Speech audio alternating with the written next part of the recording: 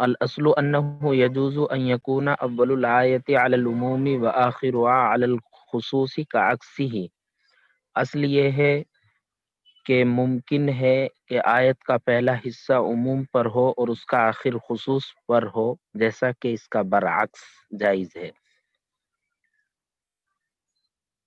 یعنی ایسا ہو سکتا ہے کہ آیت کا پہلا حصہ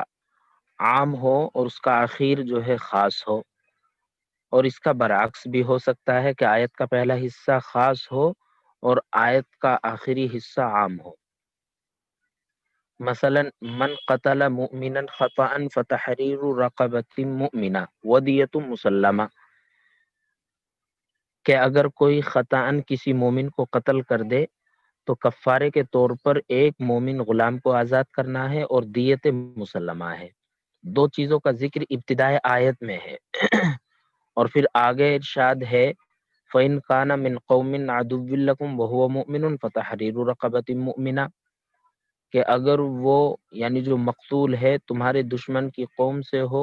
اور وہ مومن ہو، تو پھر اس کو اگر کسی نے قتل کر دیا ہے تو ایک مومن غلام کو آزاد کرنا ہے۔ یہاں دیت مسلمہ کا تذکرہ نہیں ہے۔ تو آیت کا پہلا حصہ عام ہے اور آیت کا آخری حصہ خاص ہے، اس لیے کہ دو چیزوں کا ذکر ہے تو دو ایک کے مقابل عام ہوتا ہے۔ تو آیت کے پہلے حصے میں تحریر رقبہ مومنہ ہے اور دیت مسلمہ ہے، اور اخیر میں صرف تحریر رقبہ مومنہ ہے، دیت مسلمہ کا تذکرہ نہیں ہے۔ تو ایسا ہو سکتا ہے کہ آیت کا پہلا حصہ عموم پر ہو اور اس کا آخر خصوص پر ہو، اور اس کا برعکس بھی جائز ہے۔ ایسا بھی ہو سکتا ہے کہ آیت کا پہلا حصہ خصوص پر ہو اور اس کا آخر عموم پر ہو۔ مثلا قرآن کریم کی آیت ہے فَلَا جُنَاحَ عَلَيْهِمَا أَن يُصْلِحَا بَيْنَهُمَا صُلْحًا وَالصُّلْحُ خَيْرٌ، تو یہاں میاں بیوی کے درمیان جھگڑے کے موقع پر ارشاد فرمایا کہ اگر وہ صلح کر لیں تو کوئی حرج نہیں، کوئی گناہ نہیں ہے، اور فرمایا وَالصُّلْحُ خَيْرٌ، اور صلح تو بہترین چیز ہے۔ تو شروع آیت میں خصوص کا تذکرہ ہے کہ میاں بیوی کے درمیان جھگڑے کی بات چل رہی ہے، اور اخیر میں عام ہو گیا وَالصُّلْحُ خَيْرٌ، کہ صلح تو بہترین چیز ہے، یہ عام لفظ ہے۔ تو ایسا ممکن ہے کہ آیت کا پہلا حصہ عموم پر ہو اور اس کا آخر خصوص پر ہو، اور اس کا برعکس بھی جائز ہے۔ الاصل ان التوفیقین اذا تلاقیا وتعارضا وفي احدهما ترک اللفظین علی الحقیقة فهو اولی، یہ بھی تقریباً کل ہو گیا تھا لیکن دوبارہ دوہرا دیتا ہوں۔ اصل یہ ہے کہ دو نص جب آپس میں مل جائیں اور ایک دوسرے کے معارض ہو جائیں اور ان دونوں میں سے کسی ایک میں دونوں لفظوں کو حقیقت پر چھوڑنا ہو تو وہی اولا ہے۔ توفیقین سے مراد دو نص ہی ہیں، جیسا کہ بتایا گیا تھا آپ کو کہ دو نص چاہے وہ آیات ہوں یا روایات ہوں، توفیقین اس لیے کہا ہے کہ ان دونوں میں تطبیق کی شکل پیدا کرنی ہے، تطبیق کی صورت اختیار کرنی ہے، اس لیے توفیقین کہہ دیا۔ تو دو نص جب آپس میں مل جائیں اور ایک دوسرے کے متعارض ہو جائیں لیکن ان دونوں میں سے کسی ایک میں دونوں لفظوں کو حقیقت پر چھوڑنا ہو تو وہی اولا ہے۔ یعنی ایک پر عمل کرتے ہیں تو اس صورت میں دوسری پر بھی عمل ہو جاتا ہے، تو اسی کو اختیار کیا جائے گا، نہ یہ کہ اگر ایک پر عمل کریں تو دوسری پر عمل کا ترک لازم آئے۔ مثلا احناف کا مسلک ہے کہ مستحاضہ، جسے بیماری کا خون مسلسل آ رہا ہو اور وہ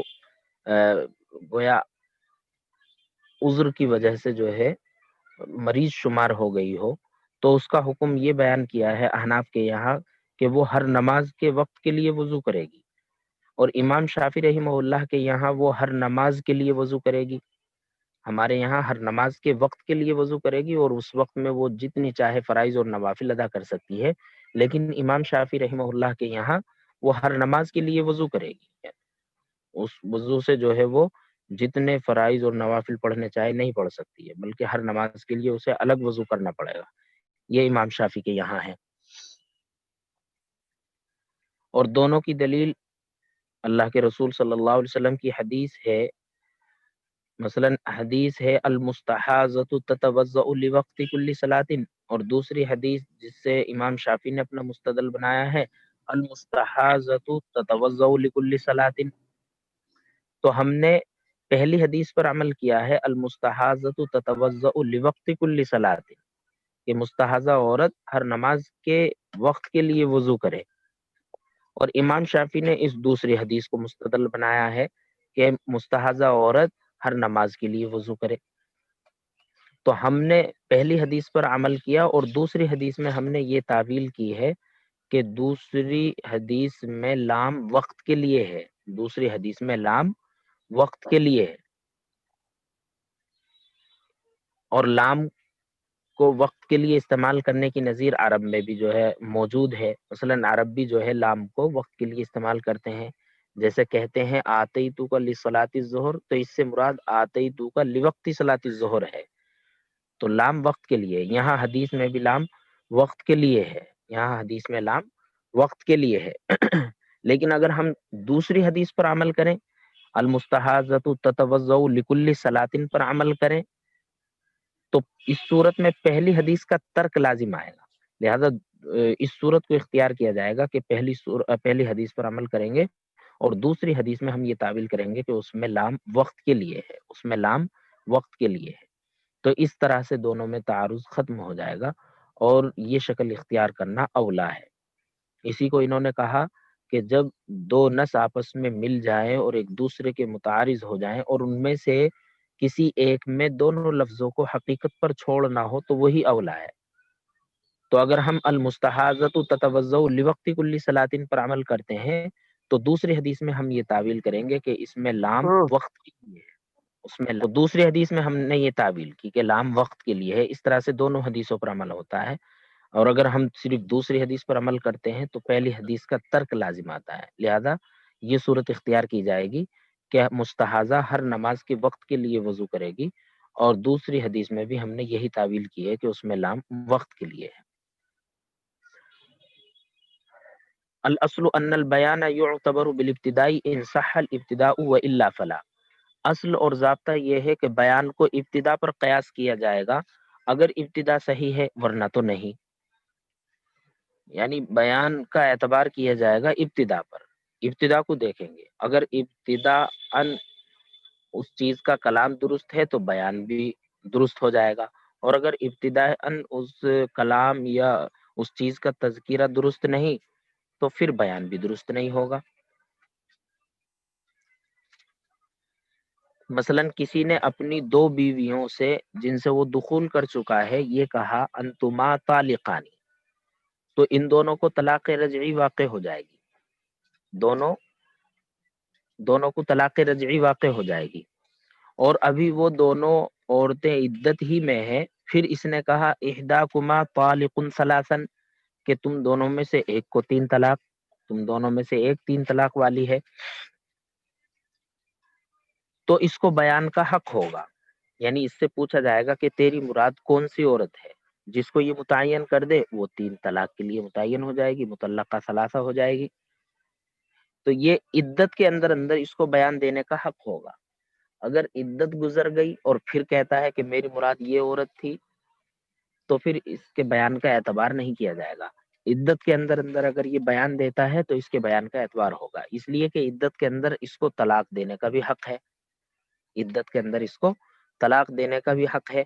لہذا اس کے بیان کا بھی عدت کے اندر اعتبار کر لیا جائے گا، جسے ایک کو متعین کرنا چاہے کر سکتا ہے۔ لیکن اگر عدت گزر گئی تو اب اسے طلاق دینے کا حق ہی نہیں، محل طلاق ہی نہیں ہے، تو لہذا اس کے بیان کا بھی اعتبار نہیں ہوگا۔ لیکن اگر ان دونوں میں سے کسی ایک کی عدت پہلے مکمل ہو گئی، پہلے گزر گئی، تو پھر تیسری کے لیے دوسری متعین ہو جائے گی، تو بیان کو ابتدا پر قیاس کیا جائے گا۔ یہاں پر بیان کو ابتدا پر قیاس کیا گیا ہے، ابتداءً اس کا طلاق دینا درست ہے اگر عدت باقی ہے، اور اگر عدت گزر گئی تو اب اسے طلاق دینے کا حق نہیں، تو بیان بھی اس کا معتبر نہیں ہوگا، تو بیان کو ابتدا پر قیاس کریں گے، ابتدا اگر صحیح ہے تو بیان بھی صحیح، اور ابتدا اگر صحیح نہیں تو بیان بھی صحیح نہیں ہوگا۔ الاصل ان البیان یعتبر بالابتداء ان صح الابتداء والا فلا، اصل یہ ہے کہ بیان کو ابتدا پر قیاس کیا جائے گا، اگر ابتدا صحیح ہے تو بیان بھی صحیح، والا فلا، اور اگر ابتدا صحیح نہیں تو بیان بھی صحیح نہیں ہوگا۔ یہ اصول کرخی مکمل ہو گئے، 40 اصول ہیں یہ۔